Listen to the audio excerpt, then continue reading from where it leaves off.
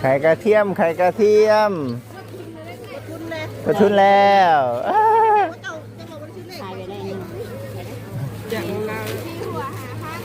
สี่หัวห้าเอาไหมเอาไหมเอาไหม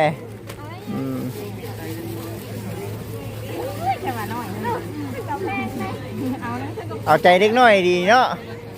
เอาใจเด็กน้อยดีดีว่ะโอเคโอเคขอบใจเด้อขอบใจเด้อมุกขอบใจหลายๆเนาะซื้อซีนหมูน้ำบ่สั่นนะพี่น้องเอ้ยเด้อตื่มให้ตู้เพิ่นเด้อตู้มักตื่มเลยไม่ตู้นี่ได้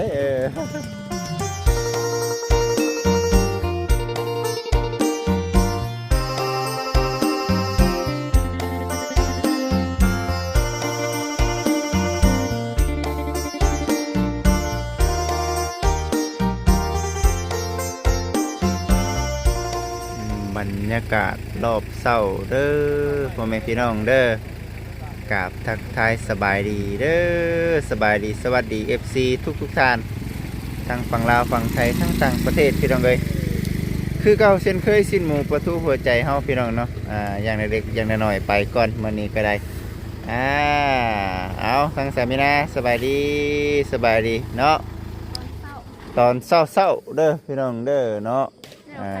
ไปเกี่ยวเขาอีกวัน โอ้คันว่าแล้วใครในเนาะมึงในพี่น้องเอ้ยมึงเนี่ยเด็ดเลยในใครเนาะเพราะว่าเขาอยู่ในนากับพ่อเกี่ยวเดี๋ยวได้พี่น้องเอ้ยเนาะคือเครื่องของเฮานี่เนาะก็เป็นอาหารสดแต่พูดแล้วบ้านนี้ก็ได้นับตั้งแต่เดี๋ยวมือมันคานเนาะเดี๋ยวสิเอาของมาเพิ่มพี่น้องเนาะของเฮาบ่หลายปานใดมื้อนี้ก็ได้เฮ็ดพวกผักพวกหญ้าเฮาก็เบิดเนาะบ่ได้มาพูดได้เดียวให้มันนั่นก่อนพี่น้องเอ้ยให้มันวิทย์มือวันประหัสนี่ก่อนพังมือวันคานเนาะพังมือวันคานเบิ่งก่อนก็มีพ่อค้าเช้าขายเนาะหาปิติต้นค้อนกระบุงกระตามาขายนะพี่น้องเอ้ยเอารอบเช้าก่อนเด้อรอบเช้าก่อนพี่น้องเอ้ยเนาะนอนพี่แล้วว่าเมื่อคืนนอนพี่เลยเนาะนอนที่ได้เมื่อกี้ได้เดี๋ยวสิขึ้นไปเบิ่งแล้วเดี๋ยวสิขึ้นไปเบิ่งแล้วสบายดีบรรยากาศตอนเช้าเด้อสบายดีโอ้บ่หลายเจ้าหน่อยบ่ทันนี่เนาะ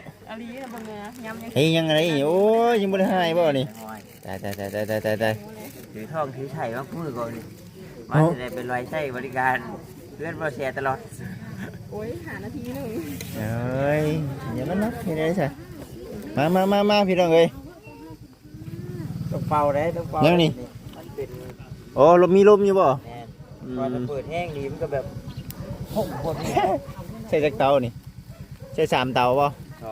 สองตะเป่าเดี๋ยวสู้คู่ชีนก่อนโอ้มันบโดนไม่ได้เลยกำลังเนาะสดฮ้อนพี่น้องเอ้ยเนาะนี่คือเครื่องทาของไก่เนาะน้ำซุปผมใส่ลาเนี่ยจังหน่อยกะประมาณเท่าไหร่นี่ประมาณชุบเพิ่มเติมไปได้นี่จะว่าฮอดจัก20 นาทีเบิ่งว่ามันชุกเนาะว่าอะไรใช่ว่ากะประมาณเท่านั้นเท่านี้เบิ่งบาดมันชุกคือว่าอะไรมันสีเบาๆแล้วมันชุกนะมันฟูบ่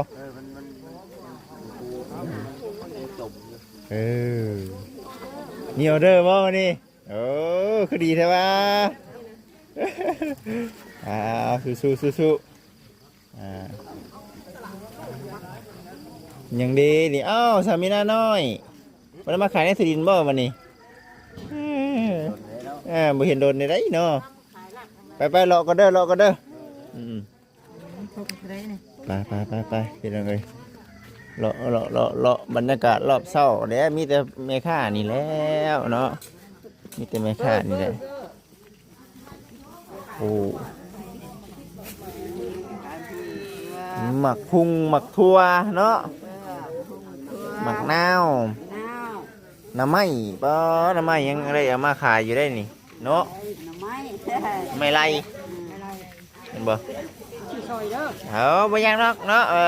เดี๋ยวเขาได้ขายของก่อน ยังไม่ได้ขายของโอเค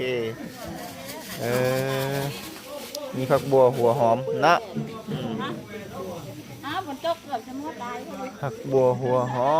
มเอาพี่น้องเอ้ยคนยังมาบ่หลายเด้อเนาะคนยังมาทันมาเลาะเบิ่งก่อนยังมีมะฮุงชุกอยู่นี่เนาะ หุบทุกหลายมันหลุดชุดหยุดฝนตก ตอนเพิ่นปลูกมะฮุงเป็นเนาะเพิ่นปลูกมะฮุงเป็นนั่งหอยปลา ไปเดี๋ยวพี่น้องเอ้ยเบิดละเนาะยังบ่หลายอันนี้คือเป็นวันพฤหัสเด้อพี่น้องเด้อเนาะวันพฤหัสเนาะเอาวันนี้ก็ได้เอาเฮียได้ไหมเฮียได้เนาะเอาสี่นี่แหละพี่น้องเนาะยังบ่ทันหลายปานใดเด้อพี่น้องเด้อคนยังบ่ทันมาเนาะ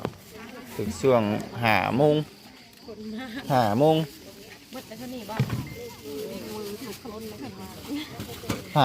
ยังเช้าอยู่เนาะสบายดีมันแต่ก็5 โมงช่วยได้เนาะ เมื่อกี้มันคุมคนหา มันแจ้งอะไร โอ้5 โมงแล้วใส่จะว่าเมียนเพิ่มจะว่าเนาะ เดือไปน้ำหลังมัน คือพี่น้องเบิ่งใส่น้ำกันห้ามยังดี หน่อไม้ น้ำไม้ มันนอนคนคืนเลยหยาบกับห้อง บ่ได้นอนมาค่ำ โอ้ย เฮ้ยเนาะเอาตอนบรรพหัสเนาะอดเอาพี่น้องเอ้ยเนาะคุณแหละบ้านในทุกช่วงเขาเจ้าเกี่ยวข้าวเกี่ยวน้ำเครื่องของข้าของขายเฮากับชีคือเก่าพี่น้องเอ้ยเนาะแบบเก่าแบบเดิมเรารุ่นเบิ้งเนาะยามเขาเจ้าเฮ็ดเวียกเฮ็ดงานเครื่องข้าของขายสีเป็นจังไดสีค้าขายดีอยู่บ่เนาะยามเกี่ยวข้าวนี่ได้ขายดีอยู่บ่ยามเกี่ยวข้าวนี่ถามเบิ่งผู้เพิ่นถามผู้เพิ่นมีประสบการณ์ได้เนาะเกี่ยวข้าวใครแน่เนาะนี่มันคือตะกี้เกี่ยวข้าวมันแล้วไว้ มันได้ไวเนาะ จ้า โอ้ยข้าวเดียวเนี่ยเขาแล้ว มันบ่คือลำหน้าปานใดเนาะแม่นอยู่ เขาใส่คนหลาย บางทีที่เขาเจ้าใส่รถเกี่ยวแน่เนาะ ข้าวเดียวแล้ว โอ้ เรียกว่าจ้างใส่แต่เงิน มันก็สิขายดีอยู่ใน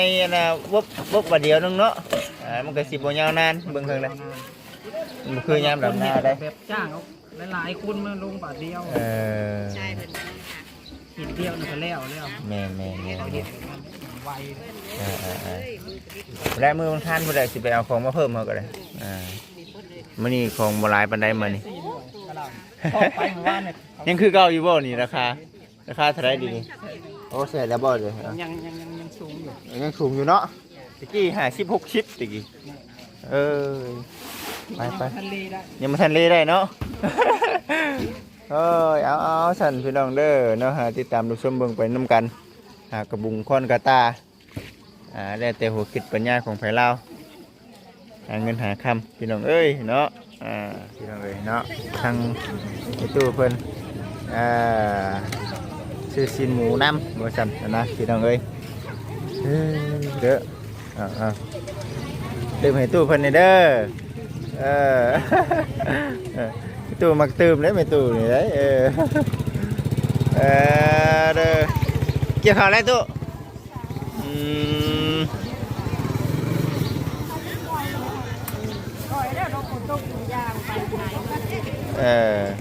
ฝนตกฝนดินตีก้อยแล้วบ่สุกแล้วบ่เดือดงามนะ พอดีเดืองงามเนาะเอาสันพี่น้องเอ้ยเนาะประมาณนี้แหละขอบใจตู้ขอบใจเด้อพักกะลำมาพูนพูนละมือวันคานพูนแหละพี่น้องเอ้ยจะได้เอาเครื่องของมาเนาะประเภทพวกพักกะลำเด้อพี่น้องเด้อ เอาติดตามรับชมเบิ่งไปน้ำกันเนาะพี่น้อง FC เนาะทางนั้นก็ได้ซื้อผักกระเทียมน้ำนั่นน่ะเหลื่อมเนาะพี่น้องเนาะโดยคนเนาะผักกระเทียมเนาะ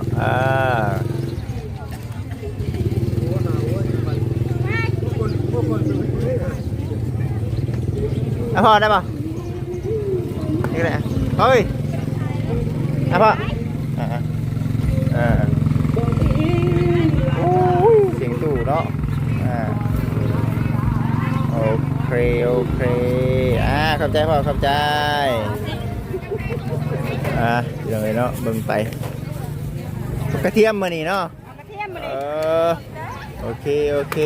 สั่นพี่น้องเอ้ยผมซื้อกระปุ่นเนาะบ่หรือว่าหยังเนาะแม่นแท้ๆเบิ่งครั้งแล้วคือหลายแท้เนาะแม่นแท้ๆเบิ่งครั้งแล้ว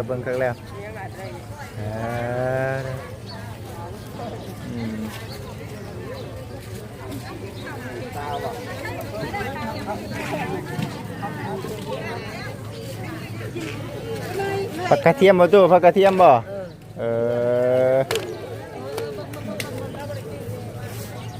กระปุ่นเล่ามานี่เนาะปุ่นแล้วได้ขายดีมานี่เอาพี่น้องเลยอย่างดีแม่ปลาทูแม่โลแต่ได้ปลาทูเลย40,000สาวมีนา40เอาแล้วนางงานได้งานผู้ขายได้ งานคือผู้ขายติผู้ซื้อได้ค่ะ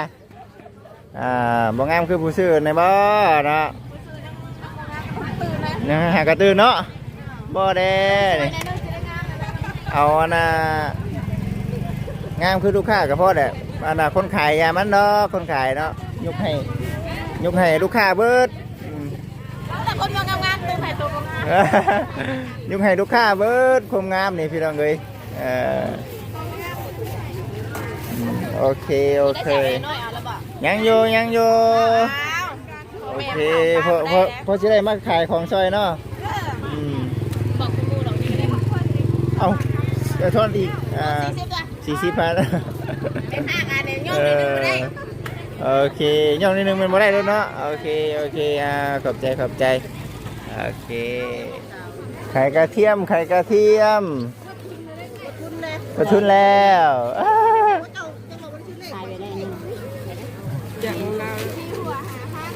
4 หัว 5เอาไหม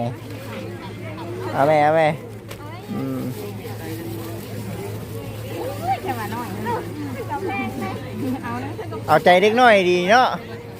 เอาใจเด็กน้อยดีว่ะไปมากันเอาของมาใส่ของโตเอาพี่น้องเลยเบิ่งใจน้ำใจไม่ใช่ไร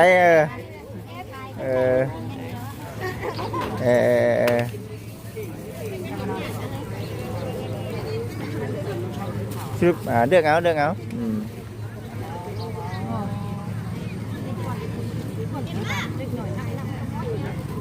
ของเป็ดน้อยดิได้จักโตแมงมันหลายตัวเลย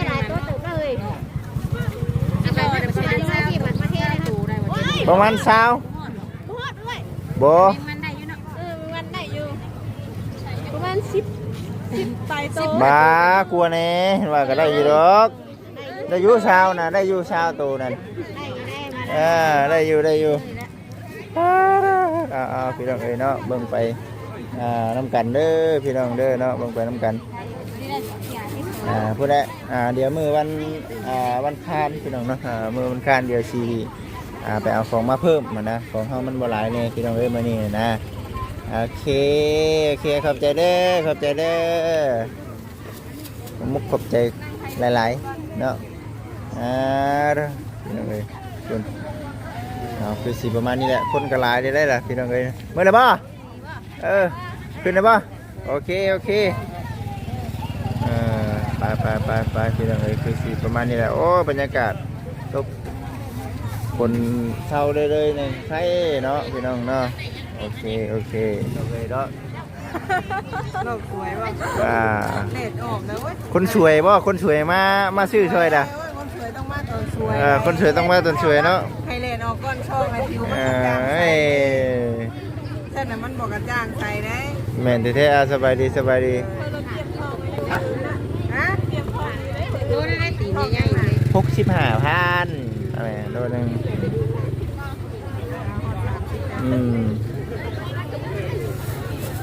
เฮ้ยเนาะจังว่าแล้วเนาะมันเกิดไผดิมันเกิดไผดิเนาะมื้อนี่เนาะมันเกิดไผดิมื้อนี่ว่าจัดงานอยู่บ่มื้อนี่ มันเกิดใคร จังว่า มันเกิดข่อยนะ มันเกิดนะข่อยนะ บ่มีบ่ มีแต่วันใหญ่ มีใหญ่ไปเลยเนาะ วันใหญ่ไปเลย โอเคขอบใจหลายอันนี้กินบ่เด้อโอเคขอบใจหลาย เอาได้กินแล้วก็ซื้อเมื่อไปป้อนข้าวกันเลย ไปโรงเรียน แม่แต่เรียนคนในบ้านนี่ยุด ไปตามนั้นเนาะไปฉันพี่น้องเอ้ยเนาะคือสิแน่นี่แหละคือสิแน่นี่แหละเด้อมีฮอดของน้อยอีกนี่เนาะนี่ขาย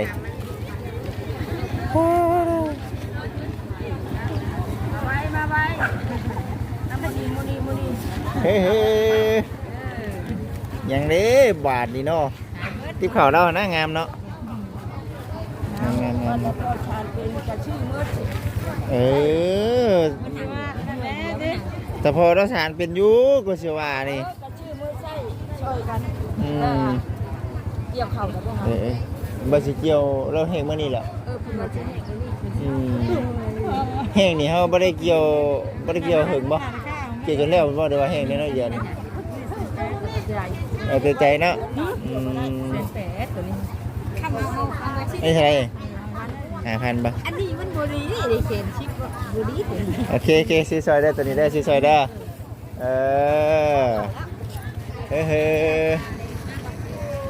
ไปใช้ไปหน้ามานี่เครื่องบ่โอ้โหมีเครื่องอีกนี่เนาะได้บ่ใช้ไปหน้ามีเงินให้ลูกค้าอยู่มีเงินให้แม่ค้าเพิ่นอยู่บ่เนาะบัดนี้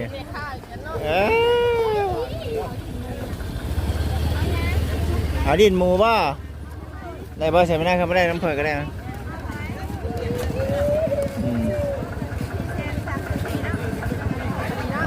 โอเค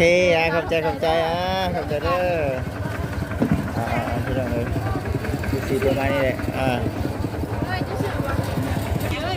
นั่นแหละพี่น้องเลยเนาะก็สีประมาณนี้แหละได้ซื้อซอยกันไปกันมาสีประมาณนี้เด้อพี่น้องเด้อเนาะเอาคุณท่านก็ซื้อเครื่องของเนาะปกกระปุ้นนั่นก็ได้